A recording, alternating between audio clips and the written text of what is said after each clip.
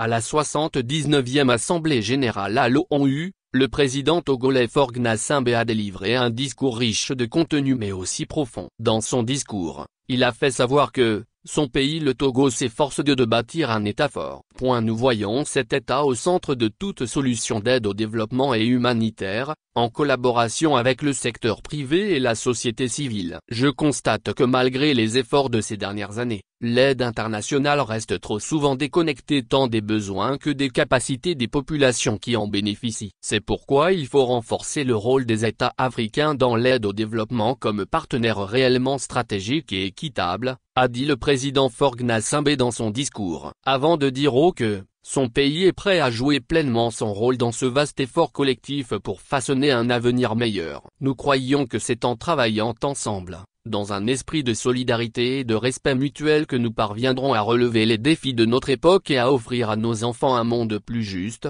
plus prospère et plus durable, a souligné M. Gnassingbé. Lire l'intégralité du discours de M. Faure Gnassingbé, New York, 23 septembre 2024, Sommet de l'avenir / allocution du président Faure et Sozimna Gnassingbé, New York, 23 septembre 2024, les chefs d'État et de gouvernement. Monsieur le secrétaire général des Nations Unies, Mesdames et Messieurs les chefs des délégations, Mesdames et Messieurs, il y a une décennie, quand l'institution qui nous accueille a été créée, le monde sortait du second conflit mondial et l'avenir était résolument perçu comme positif. Aujourd'hui, les crises complexes que connaît notre planète nous obligent à repenser notre modèle de développement et de coopération internationale. Si nous restons passifs, ces crises et ces modèles pourraient entraîner notre planète vers un futur sombre. Saisissons donc l'opportunité qui nous est donnée ici de changer de capital. Ma première affirmation est qu'à des crises systémiques, il faut des réponses globales. D'une part, les défis alimentaires, sécuritaires ou écologiques actuels dépassent ce que chaque pays est capable de gérer efficacement à lui seul et d'autre part, le caractère enchevêtré de ces crises complexes en fait des crises asymétriques.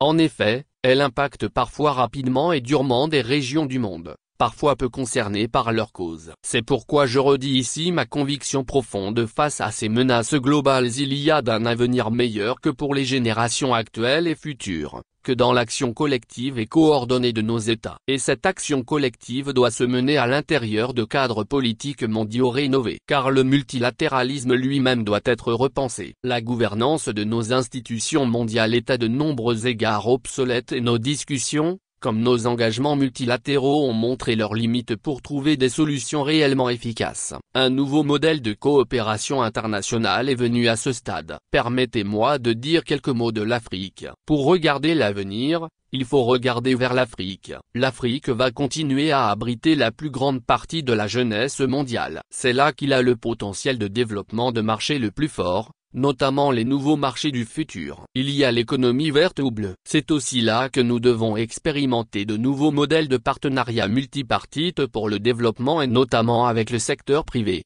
Ils sont décisifs pour que nos actions aujourd'hui aient un impact positif et durable, en Afrique comme ailleurs. Je pense que l'État doit jouer un rôle central de coordination. Pourquoi? D'abord parce que l'État, le seul garant de l'intérêt de la population tout entière et aussi parce qu'il est le seul à jouer un rôle visionnaire et protecteur pour les générations actuelles et futures.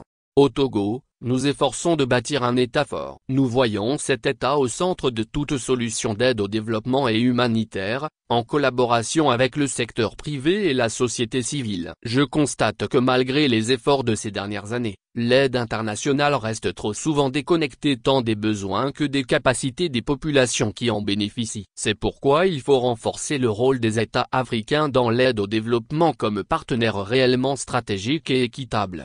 La relocalisation des efforts de développement est essentielle et doit être plus profonde. Elle doit être financière, mais aussi politique. Enfin, il faut davantage de respect sur la scène internationale, pour que les solutions multilatérales soient véritablement inclusives. Elles doivent respecter la dignité et l'égalité de représentation de nos peuples. Nous ne pouvons construire un avenir meilleur que si toutes les voix sont entendues et respectées. C'est aussi cela ne laisser personne de côté. Excellences, Mesdames et Messieurs, mon pays est prêt à jouer pleinement son rôle dans ce vaste effort collectif pour façonner un avenir meilleur. Nous croyons que c'est en travaillant ensemble, dans un esprit de solidarité et de respect mutuel que nous parviendrons à relever les défis de notre époque et à offrir à nos enfants un monde plus juste, plus prospère et plus durable.